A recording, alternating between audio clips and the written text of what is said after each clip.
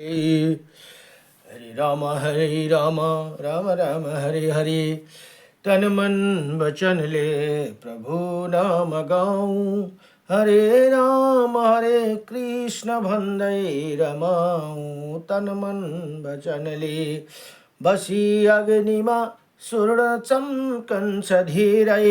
फसी मोहमा बढ्छ चाहन धीरै।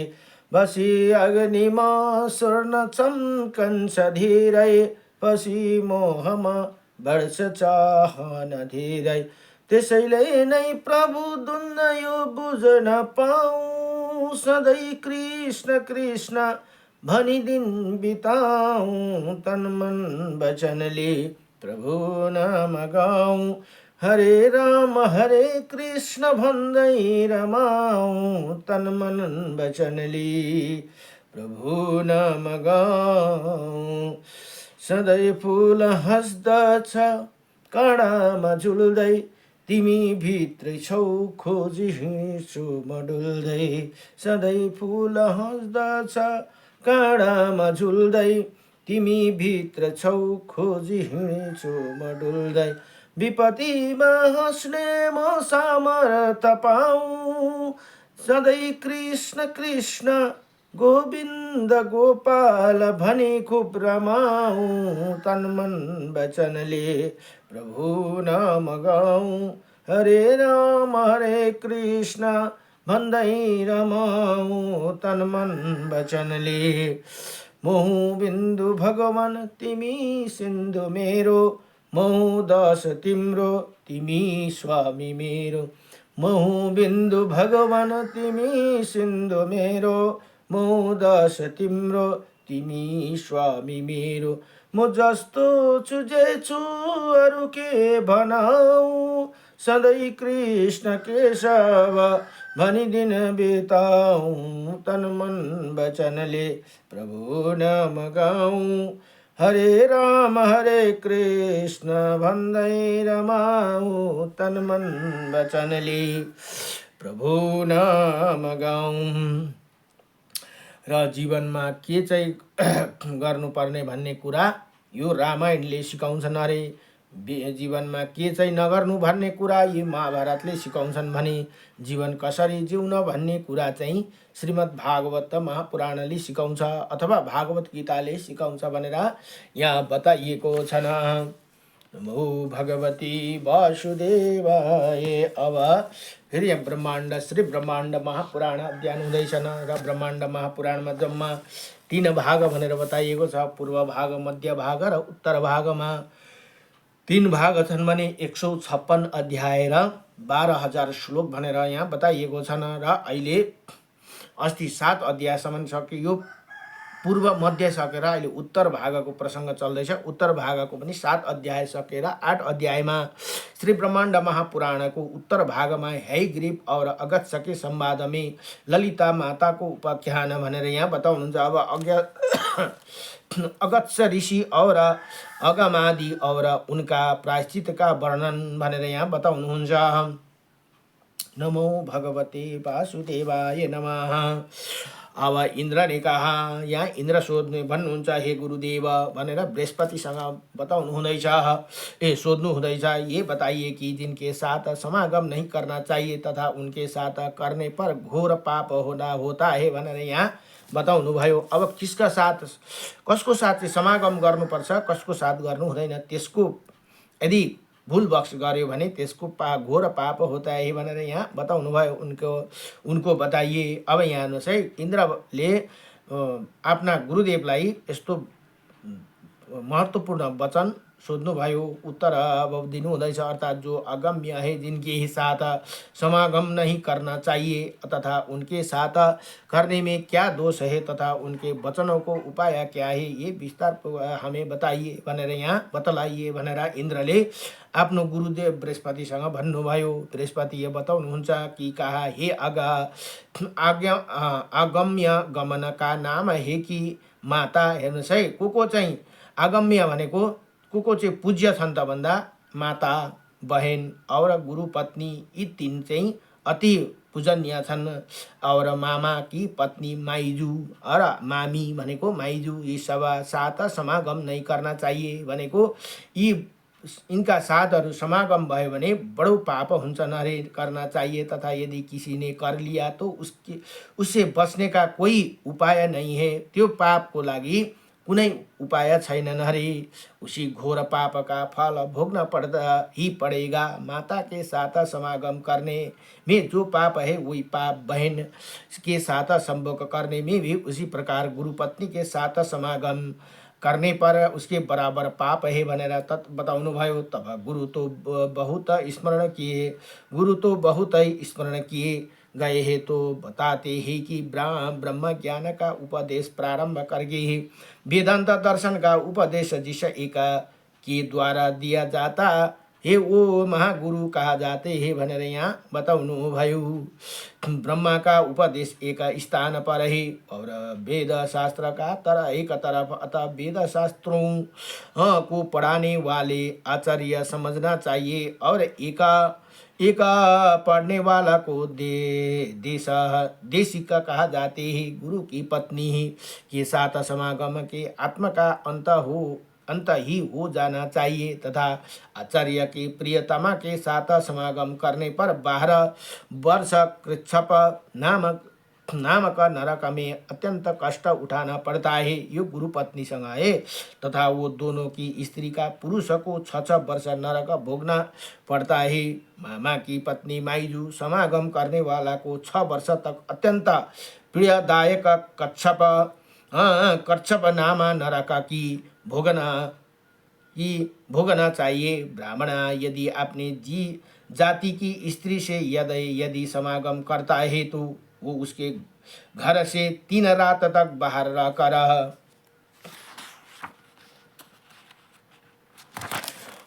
सो प्राणायाम करने चाहिए। अपनी जाति की स्त्री यदि उलटा है तो ब्राह्मण 3 रात में शुद्धि होते हैं भनेर यहाँ बताउनु।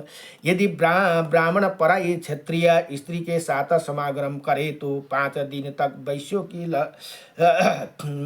की लड़की के साथ समागम करे पर 7 दिन तक घर से बाहर रहकर 100 बार प्राणायाम करना चाहिए तथा वो ब्राह्मण विशुद्ध होती चक्री किरात के कैवत और कर्मकार आदि की स्त्री के साथ समागम करने पर ब्राह्मण की शुद्धि 12 दिन तक घर से बाहर रहकर 100 प्राणायाम करने से तथा पृथ्वी और पराशक्ति के पूजन से होती है। यदि चंडाल की पुत्री के साथ प्रमाद से ब्राह्मण समागम करे तो उनकी 1 वर्ष तक बाहर रहकर प्राणायाम तथा पृथ्वी और शक्ति का पूजन करने से शुद्धि होती है भनेर यहाँ बताउनु भयो।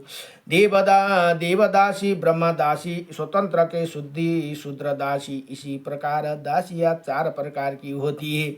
इनमें प्रारंभ की 2 देवदासी और ब्रह्मदासी क्षत्रियों की दासी होती है। अंत 2 दासियाँ स्वतंत्र और शूद्र दासी का ये दासियों वैश्यों की स्त्री के तुल्य उनके अन्य सब हीन जाति के समान होती है। अपनी दासी से यदि कोई ब्राह्मण समागम करे तो वो दोष को प्राप्त करता है भनेर यहाँ बताउनु भयो। अपनी रजस्वला स्त्री से यदि कोई ब्राह्मण समागम करे तो उसे प्रजापत्य व्रत करना चाहिए। यदि पराई रजस्वला स्त्री से समागम करे इसके 2 गुणा और 4 गुणा तक व्रत करना चाहिए भनेर यहाँ बताउनुहुन्छ। यी इन्द्रले सोधेर गुरु बृहस्पतिले बताउनु हुँदैछ है। तथा वहीं पर ब्राह्मण यदि वैश्य रजस्वला नारी से समागम करे तो 8 बार, यदि शूद्र के साथ करे तो 16 बार प्रजापत्य व्रत करना चाहिए। यदि एक वर्ण संकर जाति के रजस्वला को हो तो 32 बार प्रजापत्य व्रत का आचरण करे। वैश्य और शूद्र रजस्वला के साथ विप्र समागम से भी 32 प्रजापत्य व्रत का विधान है। जो आध्यात्मिक काम वेश में रजस्वला पत्नी के साथ समागम करना चाहता है वो स्नान करके अन्य वस्त्र से जो आध्यात्मिक काम वेश में रजस्वला पत्नी के साथ समागम करना चाहते हैं वो स्नान करके अन्य वस्त्र से संयुक्त हो मुक्ति अर्थ से शुद्धि होते हैं तथा वो घर से बाहर रहकर उसी शेष दिन स्नान करने करके ही कोई कर्म करना चाहिए। उसी प्रकार अन्य की रजस 16 स्त्री के साथ समागम करके शरीर शुद्ध करनी चाहिए। कन्या के माता पिता के अनुमति के बिना जो व्यतीत बिना विधि के समागम करे तो उसकी शुद्धि 3 रात घर से बाहर रहने से होते हैं तथा उसका विवाह भी उसी के साथ होना चाहिए भनेर यहाँ बताउनु भयो। यस्तो अब शास्त्रले यसो भने जसको साथ समागम भयो उसीको साथ विवाह गर्नुपर्छ अरे, त्यो पनि माता पिताको अनुमति लिएर मात्रै, बिना अनुमतिमा हुँदैन भनेर यहाँ बताउनुहुन्छ। जो अपनी कन्या अन्य को देकर दी हुई कन्या को फिर वापस ले आते हैं वो माता पिता की अनुमति से आधे दिन में शुद्धि होती है भनेर यहाँ बताउनु भयो। माता पिता के जानते हुए जो उसकी कन्या से 1 मास 1 महीना तक समागम करे तो उसी शूद्र समझना चाहिए तथा उसे सब कर्मों से बहिष्कृत कर देना चाहिए भनेर यहाँ बताउनु भयो। अब माता पिता के जानते हुए जो व्यक्ति पराई स्त्री से समागम करे और फिर वो मर जाए तो उसके मरने पर ये विधवा अपने पूर्व समागम कर्ता को न प्राप्त करे अर्थात उसी समागम कर्ता की ही पत्नी मानी जानी चाहिए भनेर यहाँ भन्नुहुन्छ। वहाँ इसका ये अर्थ हो सकता है कि पिता माता की जानकारी में कोई अन्य को विवाहित स्त्री से समागम करे तो उसके मरने पर वो विधवा नहीं होती, वो पूर्व समागम कर्ता की पत्नी ही मानी जानी चाहिए भनेर यहाँ बताउनु भयो।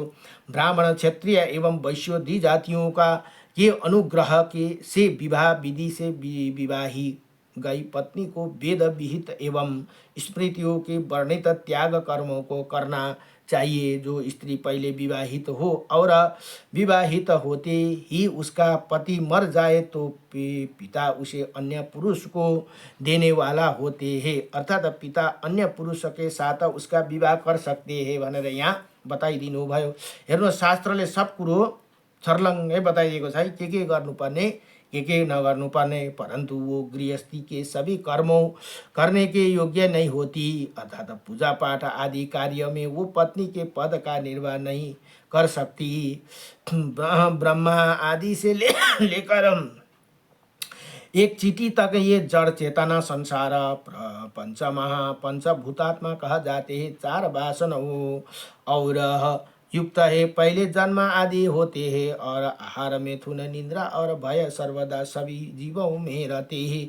आहार को के बिना कोई प्राणी जीवित नहीं रह सकता, आहार ही मिथुन का कारण है भनेर यहाँ बताउनु भयो।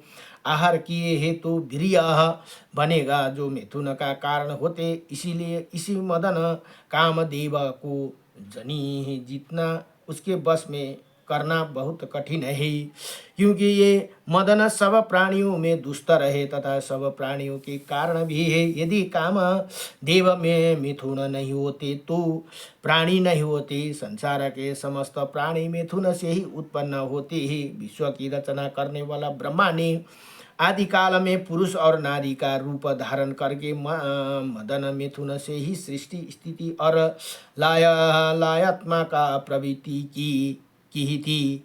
उस कामदेव मिथुन के प्रवृत्त होने अर्थात मिथुन करने से संसार प्रवृत्ति होती है, अर्थात संसार में जीव की उत्पत्ति होती है भनेर यहाँ बताउनु भयो। और स्थिति भी होती है, क्योंकि बच्चा पैदा करने के बाद मिथुन की आसक्ति के कारण ही तो प्राणी एक दूसरे मिले जुले रहते हैं, जिसे इसी संसार चलता रहता है। यदि ये मिथुन की आसक्ति नहीं होती तो बच्चा पैदा करने के एक बार संभोग के बाद एक दूसरे का कोई संबंध नहीं रखते तथा जब इसी कामदेव की समाप्ति हो जाती है तब प्रलय होती है भनेर यहाँ बताउनु भयो।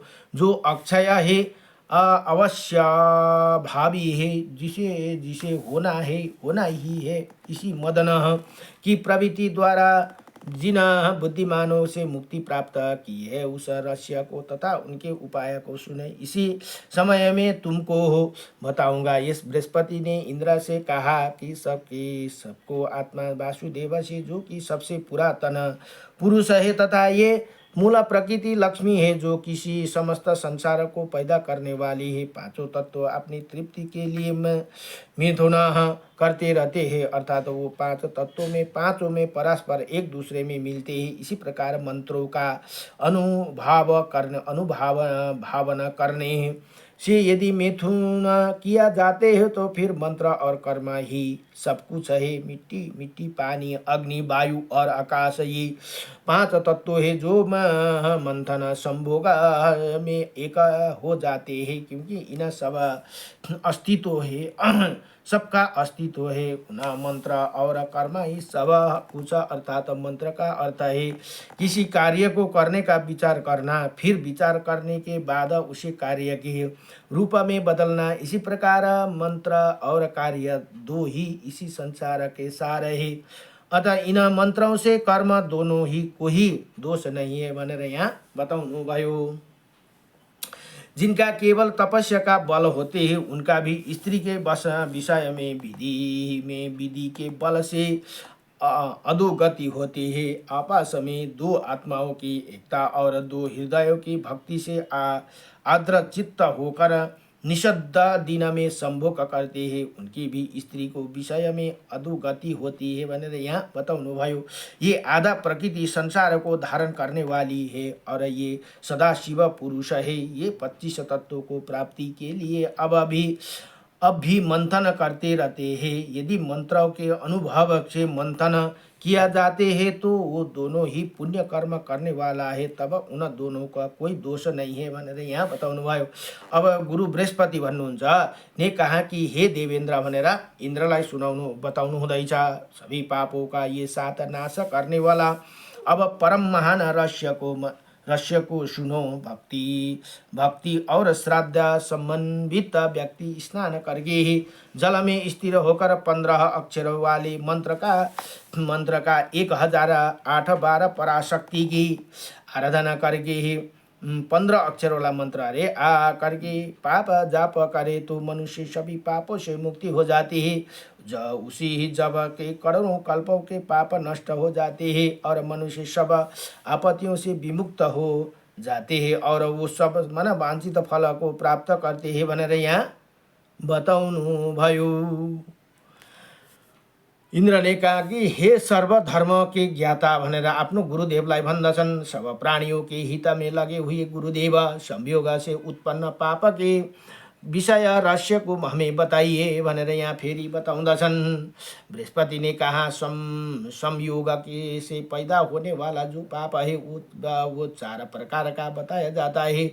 प्रथम प्रधान, कर्ता, सहकारी र नियमित ये और अनुमत, ये 4 है भनेर उसका 10 भाग का योग होता है। जैसे कि संयोग पाप करने वाले जो प्रधान है वही जिस अंश का है उसी 10वें अंश को पाप का भागी उसी पाप में संयोग करने वाला होते ही तथा उसके 10वें भाग का भोक्ता वो होते हैं कि जिसके लिए वो पाप किया गया, जिसका उसी पाप को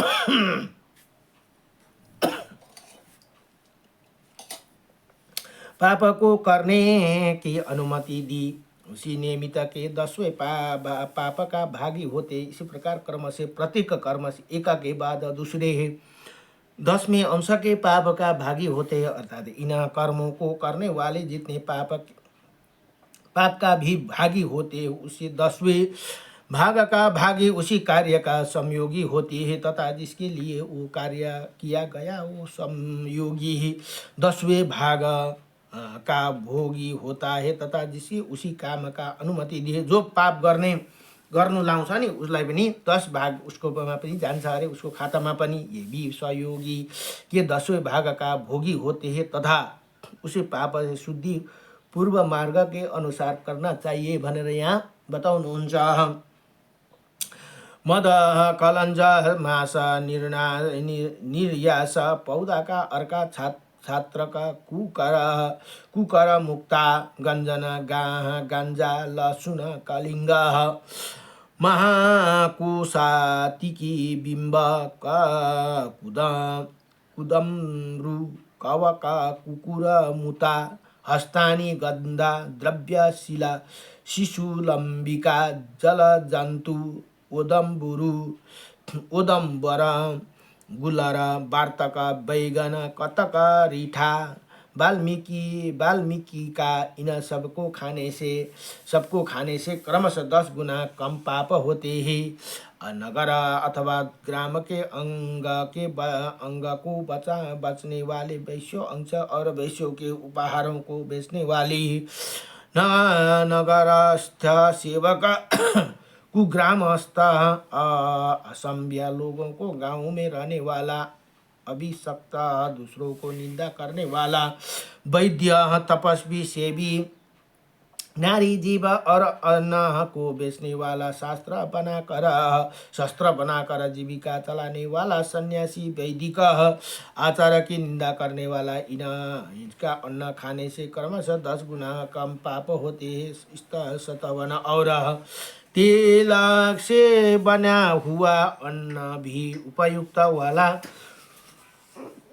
पाप होते उसके द्वारा देखे गए तथा खाए गए अन्न भी उक्त पाप का निर्देश करना चाहिए। ब्राह्मण क्षत्रिय वैश्य और शूद्र का भात और तेल से पका हुआ भोजन जिसे पकाते हुए नहीं देखा है उसे खाते हुए 4 पाप होते हैं। ब्राह्मण का अपनी दासी का पकाया हुआ उसके द्वारा देखने पर आधा पाप होते तथा वैश्य द्वारा पकाए हुए अथवा देखे हुए भात को खाने पर 3-4 पाप होते हैं। शूद्र के अन्न के समान गोपा गाय पाने वाली ग्वालिनी का अन्न होती है उसी पाप की 4 गम्य अर्थात गोबर की छोड़कर दुगत दही घृत और मूत्र द्वारा दूर किया जा सकता है। तेल घी गुड़ से युक्त पकाया हुआ वैश्य स्त्री का अन्न दोष युक्त होते हैं। वैश्यों के समान जो ब्राह्मण ही भ्रष्ट है उसके द्वारा दिखा गया अन्न दूषित होते हैं। भनेर यहाँ बताउँछ जिसका जाति आदि का पता नहीं है तथा अपने को ब्राह्मण क्षत्रिय अथवा वैश्य कहता है उसका अन्न ब्राह्मण खाकर 100 प्राणायाम करे इसके जल के अंदर जप करे यहाँ 2 बार अथवा 3 बार प्राणायाम करे तथा विष्णु त्रयंबकम स्तोत्र को जल में खड़े होकर जप करे तथा 1 रात तक घर के बाहर तब उसके बाद वो पाप से शुद्धि होता है भनेर यहाँ बताउनु भयो। अथवा पावमानिक तथा अलम बिन नाम का विशिष्ट वैदिक ऋचाओं का द्वारा अन्न को प्रोक्षण करे अथवा भृगि ऋषि द्वारा लिखित अन्न सूत का जाप करे। वरुणी के ब्रह्मा पर्ण नाम का श्लोका का जाप करे। नियम का पालन करता हुआ 1 रात घर से बाहर रहकर शुद्धि होता है। यदि स्त्री किसी भूखा किसी अज्ञात जाति वाले का अन्न खाकर किसी अन्य ब्राह्मण को खिलाए तो अपने आपत्ति काल में अन्न को देखकर दोष पाप का भागी नहीं होते। वही तब तथा ये इदम विष्णु का मंत्र इसे 7 बार अब अभिमंत्रित 16 भाव से विष्णु का ध्यान करके खाए तो वो दोष से लिप्त नहीं होती। अथवा भगवान शंकर का ध्यान करते हुए त्रयंबकम मनु का जाप करके 16 भाव में सोहम भाव से आप उसके ज्ञान से और दोष से लिप्त नहीं होते भनेर यहाँ बताउनु भयो। तब बृहस्पति ने इंद्र से कहा कि हे देवेंद्र इस रहस्य को तो तुम मेरे वचन को सुनो। ये की पराशक्ति देवी की ध्यान करके पंचदशाक्षरी का जाप करके बुद्धि आदि से उनका निवेदन करते हुए जो ब्राह्मण प्रतिदिन भोजन करता है उसके कोई अन्न दोष नहीं होता और उन्हें उसका कोई दरिद्रता भय नहीं होती ही। अर्थात वही कभी गरीब नहीं होते, यही नहीं उसी व्यक्ति के उत्पन्न भय की नहीं होती, उसी में उसी शत्रु से कोई भय नहीं रहता। इसी प्रकार जप करते हुए उसकी मुक्ति के तथा सदा और सर्वत्र मंगल रहती है। इसी प्रकार इंद्र ने पापों का विस्तार बताए है तथा उनका प्रायश्चित भी बता दिया है। तब आगे क्या सुन्न चाहते हो भनेर यहाँ बताउनु भयो।